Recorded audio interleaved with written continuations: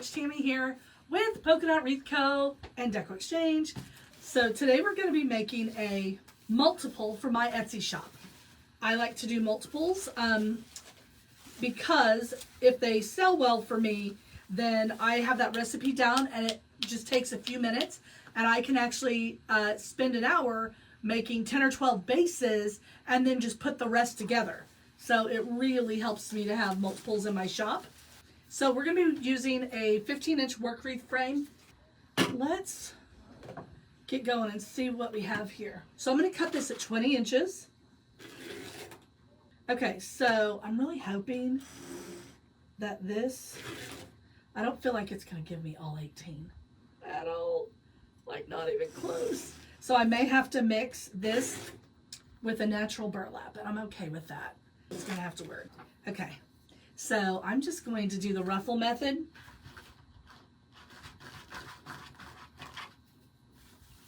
So has anybody else started making Easter wreaths? Anybody?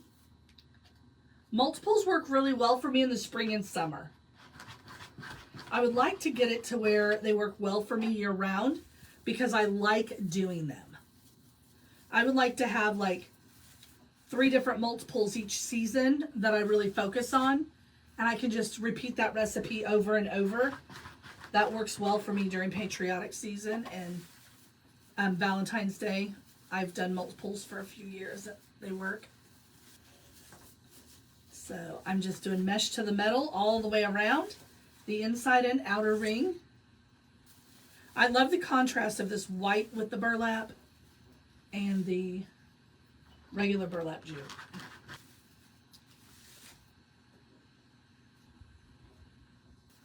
Okay, so this just makes a really full, super fluffy wreath base. I love doing just the ruffle wreath base on my multiples. It's super fun.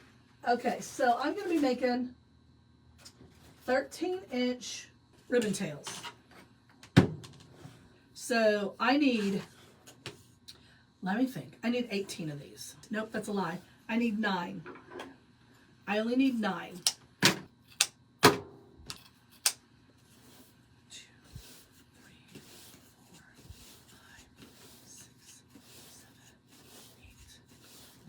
This plaid rocks my face off.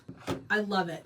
So I'm going to cut it at 24 inches because I'm going to be doing 9 funky tails. So I'm cutting these at 24 inches, 22 to 24 inches.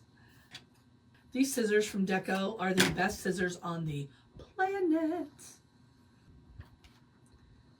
So I'm just folding these together. If you have somebody helping you with these multiples or if you're prepping for a craft show, just teach them to make the packets. That's what I call these, little packets of ribbon. And you could even have them in a Ziploc baggie waiting for them.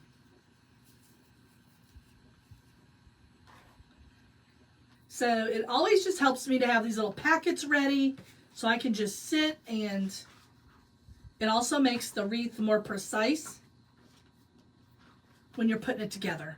You don't really have to guess. Anyway, okay, so I've got my packet. I'm gonna unfold it, bow tie it. I like to untie and stick it in there.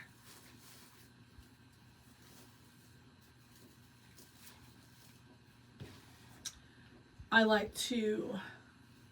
gonna go around.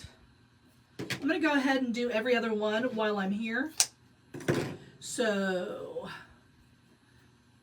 thanks.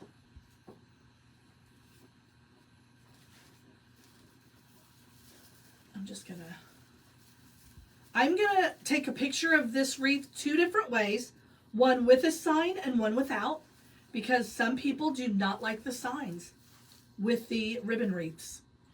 If I'm doing a multiple, I'm gonna do it 2 ways. So, I do not use zip ties. I have a wreath form that I'm using. A 15-inch work wreath form is what I'm using. And I just untie it and tie it back in there. Separating that out. Oh my gosh, the contrast of that plaid rocks my face off.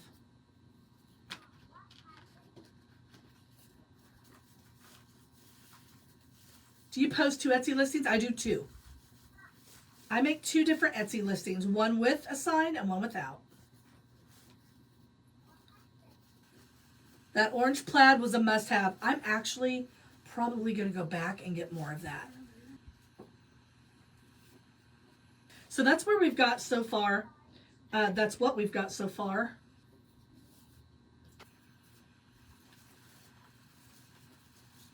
This ribbon wreath is adorable. Not even lying. It's so darn cute. I already have a sign that I'm going to put with it, and I also have a kit coming out very similar to this. Okay, so this is what the ribbon wreath looks like with no bow on it. And now we're going to work on the bow. We are, I was going to go ahead, actually, I'm going to do something that I normally don't do, but I'm going to. I'm going to see if I like it. I'm going to add a pop of this green next to that plaid. I'm just going to go through and do a double bow. Let's see if I like it. I think I'm going to like it. Yep, I do. It's going to happen. I'm going to do it, I think, maybe only on the outside. But this sage green rocks my face off. It's so cute. I love the contrast of this green. Now, it would have been ideal to do that when I was doing the plaid. I just didn't. So cute with that added green. So cute. I love, love, love that green. All right, y'all, let's make a bow. I'm going to make a super large funky bow, or half bow as Jordan calls it. I'm just going to cut several of these pieces at about 32 to 36 inches. I don't usually even look. I don't.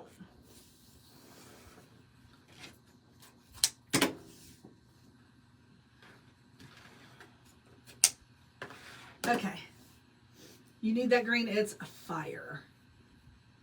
So I'm going to keep it at about an 18-inch tail. Make me a big old loop. I'm going to continue to hold that in my hand. If you cannot do that, that's okay. You can use the Easy Bow Maker.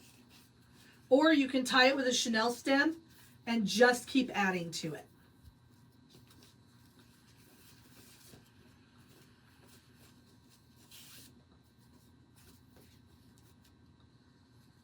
I'm just going to do it a little bit funky. It truly is going to be a funky bow. It's not quite a half bow. Not quite.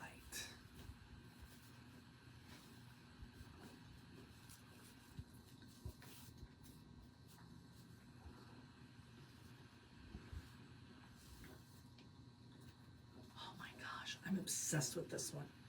This one is actually going to get 2 loops because I can. Okay, I'm just going to take a burlap chenille stem.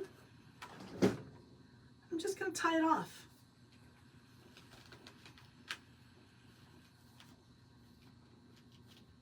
Now, I have several Easter signs that I'm going to think about putting this with. This is the one that's going with this particular wreath. Is that not adorable? But I have to take photographs before I can add it. So it's going to either have that, and this is offered in my shop. If you want to know where to get this, this is offered in my shop. So as you see, I'm going to go ahead and I'm just going to place it, but I'm not going to tie it down because I know that I want that bow right there. I'm going to go ahead and put that half bow, that funky bow, whatever you want to call it. When it's like this, I just use the ties that are in there and I make it work. I just tie it right in there. And now you got a bow. And let's dovetail all the ends.